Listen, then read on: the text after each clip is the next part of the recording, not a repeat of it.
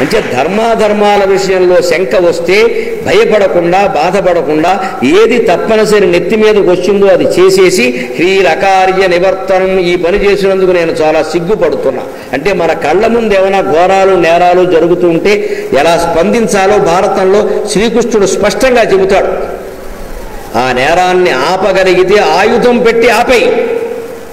ఆయుధం పెట్టి ఆపాలనుకుని తప్పదండి. ఆయుధం పెట్టి ఆపగలిగితే నువ్వు వీరుడు అయితే ఆపేయి, లేకపోతే మాటలతో తిట్టగలిగితే తిట్టు, అసహ్యించుకోదాన్ని తిట్టు, బుద్ధుందా లేదా అని అడుగు. అది కూడా నీ వల్ల కాకపోతే అక్కడి నుంచి వెళ్ళిపో, బాయ్కాట్, బహిష్కరణ. అది కూడా నీ వల్ల కాకపోతే ఒకవేళ నిన్ను అక్కడ స్తంభానికి కట్టేస్తే నువ్వు బయటికి వెళ్ళలేని పరిస్థితి ఉంటే కనీసం మనస్సులో ఛీ ఛీ ఏమిటిది, నేను ఇక్కడ ఉన్నాను, నా బతుకిలా అయింది, ఇంత ఘోరం జరుగుతోంది, నా ఎదురుగా అమ్మాయికి అంత అన్యాయం జరుగుతోంది, నేను మొగాడిని అయ్యింది కాపాడలేకపోతున్నాను, అయ్యయ్యో అయ్యయ్యో అని మనస్సులో అనుకో, నమశివాయ నమశివాయ అనుకో. అప్పుడు కనీసం ఆ పాపం నీకు అంటదో అన్నాడు కృష్ణ పరమాత్మ. ఆ మాత్రమేనా చెయ్యలేమా అండి? మనస్సులోనైనా అసహ్యించుకోలేమా? అంచేత పాపాల్లో మనం భాగస్వాములం కావద్దు, పుణ్యంలో మనం భాగస్వాములం అవుదాం. మంచి కార్యక్రమాలు సమాజం మేలు కోసం జరిగితే మనం చెయ్యాలి. మనం చెయ్యలేకపోయినా ఎవరన్నా చేస్తుంటే దగ్గరుండి సాయం చెయ్యాలి. హ్రీరకార్య నివర్తనం మనం వ్యతిరేకించాలి, అవ్వకుండా ఆపాలి. వికర్ణుడు ద్రౌపది వస్త్రాపహరణం జరుగుతూ ఉంటే ఎవరు అడ్డుకున్నారండి? భీష్మద్రోణులు అడ్డుకోలా. వాళ్ళు మాట్లాడకుండా కూర్చున్నారు. పాండవులు సరే బానిసలైపోయారు. వికర్ణుడు ఎవరనుకుంటున్నారు? వికర్ణుడు ధృతరాష్ట్రుని యొక్క కొడుకు, స్వయంగా దుర్యోధనుడు తమ్ముళ్లలో ఒకడు, సొంత తమ్ముడు, 100 మందిలో ఒకడు.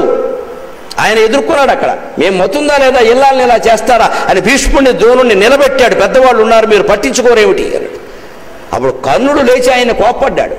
నువ్వు కుర్రాడివి, గుడ్డొచ్చి పిల్లనెక్కిరించిందని నువ్వు మాట్లాడుతున్నావు, ఇక్కడ వెళ్ళిపో అన్నాడు. ఛీ, ఇటువంటి సభలో నేను ఉండలేను అని వెళ్ళిపోయాడు. బాబు బహిష్కరించాడు.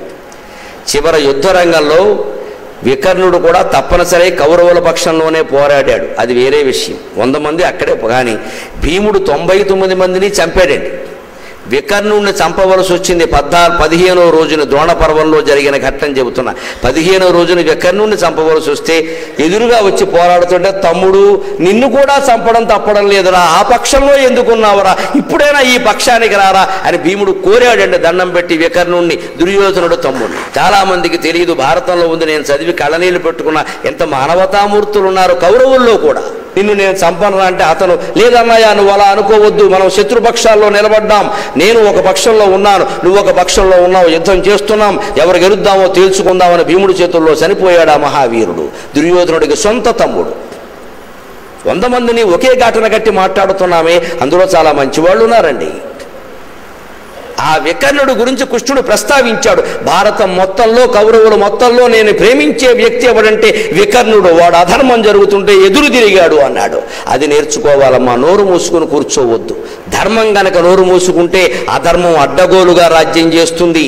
ఇన్ని పురాణాలు, ఇన్ని సాహిత్యం, ఇంత చరిత్ర ఉన్నది మనకు అందుకోసమా? మనలో ఎవరికి ధైర్యం లేదా? మనం మాట్లాడమా? నిలబెట్టి అడగలేమా? అధర్మం చేసిన వాడే అడ్డగోలుగా మాట్లాడుతుంటే ధర్మాత్మలం మనం ఎందుకు అడగలేమండి? ఖచ్చితంగా ఏమవుతుందండి? మహా అయితే ప్రాణం పోతుంది. ఇవి ఏమీ కాకపోయినా ప్రాణం పోతుంది కదా, ఏం చెయ్యకపోయినా ప్రాణం పోతుంది కదా. వికర్ణుడి ప్రాణం, దుర్యోధనుడి ప్రాణం, భీముడి ప్రాణం అన్నీ పోయాయి. మనం ధర్మాత్ములుగా వెళ్ళిపోవాలి పైకి. శ్రీశైలం మల్లేశ్వర స్వామి యొక్క నివాసంలో, కైలాసంలో శాశ్వతంగా ఉండాలి.